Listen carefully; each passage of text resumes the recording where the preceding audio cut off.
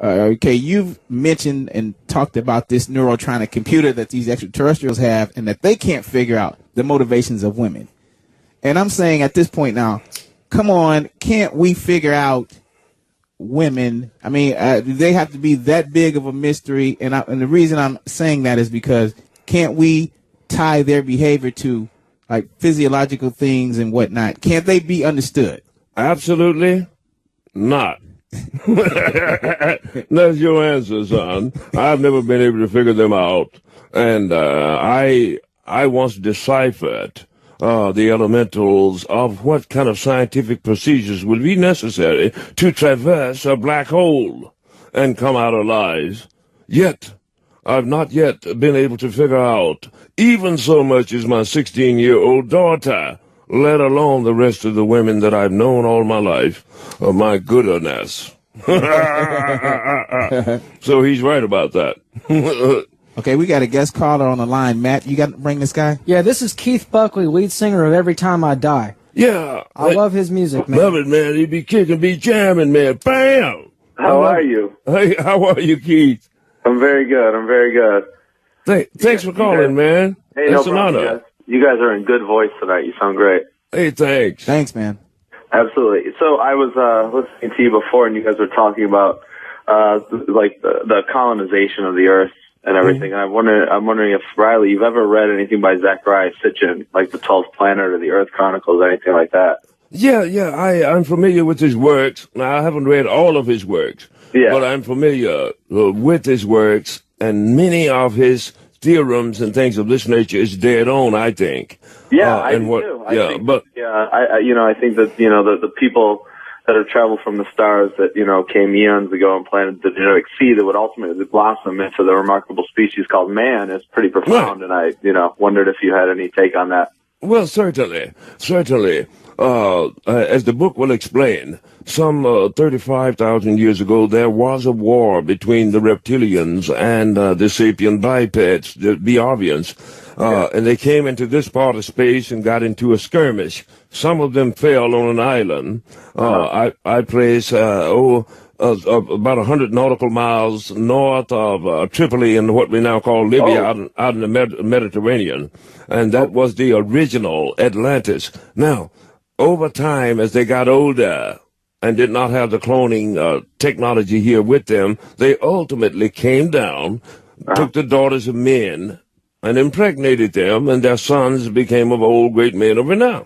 Right. Now, if you'll read, say, the biblical scriptures, the house of Adam, some people live 6, 7, 8, 900 years and things of that nature, that were direct offspring of these extraterrestrials and humankind, and from there it blossomed on out and filtered down through all of mankind, all races, creeds, colors, and all that. You see, so where do you think that began, and what part of the Earth do you think that began? It began, I believe, in North Africa. The first blossoming of their culture and that they put forth toward man originated, as we can gather, in the ancient Sumerian kingdom, and from there filtered on out into the Fertile Crescent, over into Asia, then into Europe, and so forth and so on. Yeah, absolutely. Mm-hmm. Yeah, definitely. Yeah, I like your take there. You got a really good take. Hey, I just heard you talking about the Stephen Hawking thing, and actually he set a bet that if he could discover black holes before anybody else, that he would get a lifetime subscription to Playboy, which he has still. That was actually the original bet. And also, here's the question based on that. Do you feel that black holes might be the umbilical cord between two galaxies? Oh, yeah, definitely. Black holes, now, I've explained the scientific principles of faster than light speed, time-dimensional travel, in which you can literally, upon reaching the 7th level of the interface with dark matter, open up a miniature black hole in space and time. But there are numerous black holes. Now, I'm just bringing up black holes because I was just speaking about Playboy magazine. So. Yeah, right. But that's what I'm saying. And I like Playboy, and also I like black holes. Yeah, but still, right. But yes, they do exist. Well, great ones and smaller ones. Some that float around, say in the Bermuda Triangle and other places. Yeah. Mm-hmm. Corridors, string corridors. All right, very cool. Good to talk to you tonight, man. Hey, good to talk to you, man. Hey, man, send me some more music, man. I will. I'm gonna call in next week. You can consider me a frequent guest on the show now. Hey, get the book. Get the book. Yeah, get the book and all that. Call me, man, personally. Call me. Absolutely, email man. me at eron@radamon.com, and we'll talk personally, man, and we'll trade, okay? Cool, man. No contact you want, bro. Thanks for calling, Keith. Thanks for calling, Keith. Mm-hmm. That was Keith Buckley. Keith Buckley. Next call, this is Charlie in Ohio, Riley. Hello, Charlie in Ohio. Hello, Riley. How are you, Charlie? Just fine, thank you. I was calling. I hope you've seen this footage. Some of the best footage I've seen on the internet. This spiral of light or vortex of light. I believe it was spotted over Norway or somewhere around there. Right. What might that be? What are we looking at there? Do you think? Well, now it is possible that may have been something like a star that reached critical mass in blue or something of that nature. Now, I wish I could get more information on that because the flares from these defunct stars that have imploded and what have you may ultimately filter out through the galaxy, and it may have done so thousands of years ago, and we're just now seeing it. You see what I mean? But I'm just guessing about the phenomena. I really don't know unless, I had more information or was there to witness it myself. Yeah. Oh, okay. Okay, well that's interesting. I was thinking it looked like it was maybe closer, like something right outside the atmosphere. Right. Well, that is possible. Back in 1907, I believe it was, over Siberia, there was an explosion in the sky that was engineered by the extraterrestrials, or that is, they destroyed a meteorite above there, and it ended up laying down about 700 miles of forest and things of that nature. It could be the same type of a phenomena of something, a meteor burning out and exploding above our stratosphere. So it could be a number of things, good man, but I cannot attest to exactly what it is. You see what I mean? All right. So take care. Good question. Thank you for calling. Thanks for that question. Yeah. Mm-hmm. Here's Jeremy in Sacramento. Hello, Jeremy, Sacramento. Riley, your show is good as ever. Thanks. It really is. Hey, you were talking about the underwater alien ship earlier in this show. Mm-hmm. There's a great author out there, the name of Paul Amarak, who wrote a great book about that, saying that the Germans learned about that from the reptilians, or a lizard type of alien, and that the reptilians actually gave them the chemistry to create the drug Adderall to make them concentrate and build stuff like that. And I have, my first 4 NACs are not syncing right now, and I don't know if it's my sync module or if it's the sensor on the booster panel. Do you have any suggestions? Once again, repeat that. Your what now is syncing? My NAC circuit on the upper level there is not syncing when I have a 270B fire alarm. And the problem is, it's all the other floors are somewhat working okay, but the other ones just aren't syncing. And I have a huge fire alarm final on Friday, and I'm nervous I'm not going to pass. Right. Well, good man. You're speaking of technology that I'm not familiar with to the extent of its, its electronic workings and things of that nature.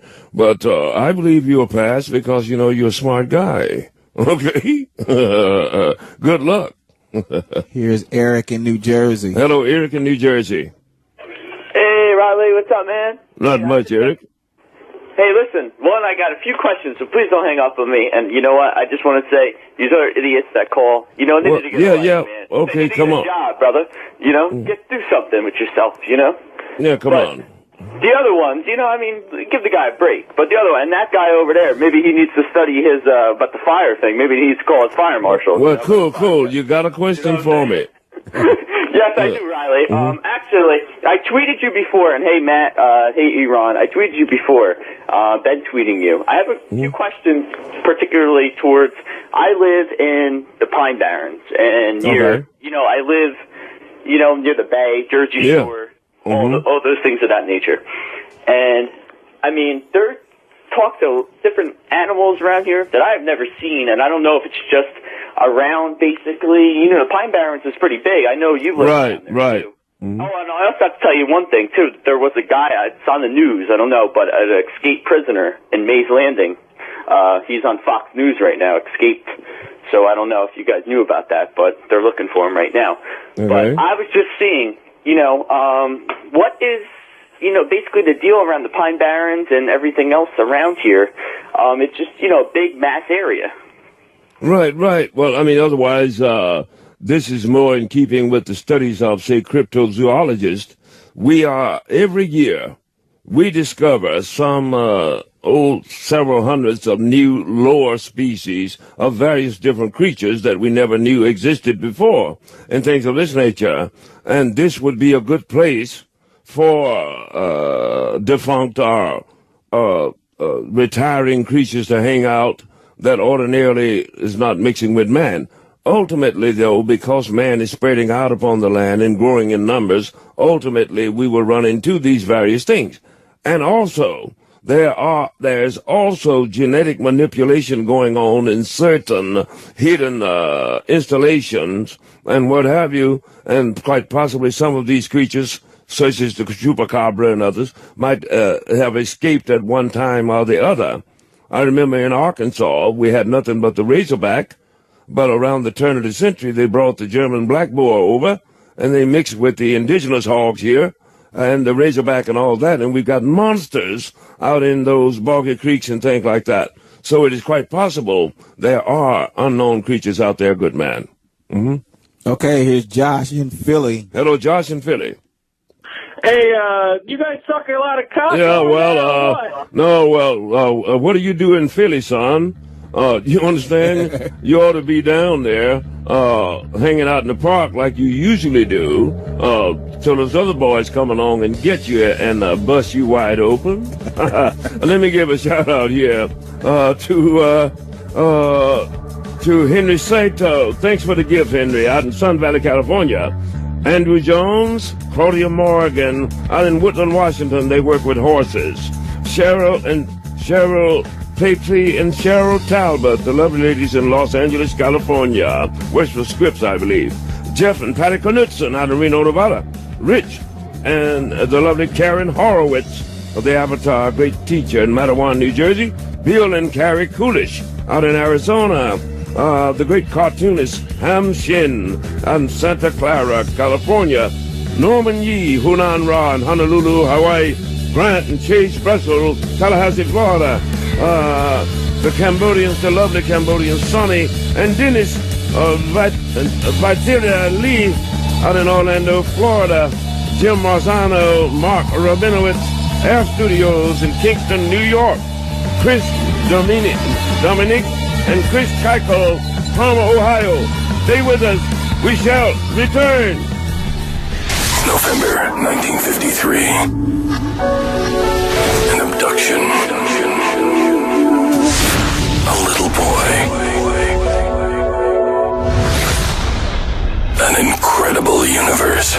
Call 888-STERN-101 with your questions, your experiences, your beliefs, your prophecies. Riley Martin. The Riley Martin Show on Howard 101.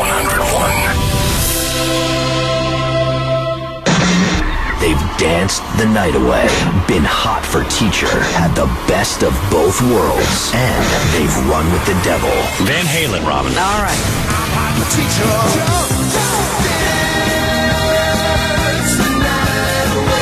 Van Halen. From deep inside the Stern Show vault, presenting an uncensored history of Van Halen on the Howard Stern Show. The good. To have me in the band makes it explosive and unpredictable and colorful. The bad. Didn't you get into a fist fight on stage with David? Not get in there. Oh, come on. Did you or not? And of course, the ugly. Sammy Hagar.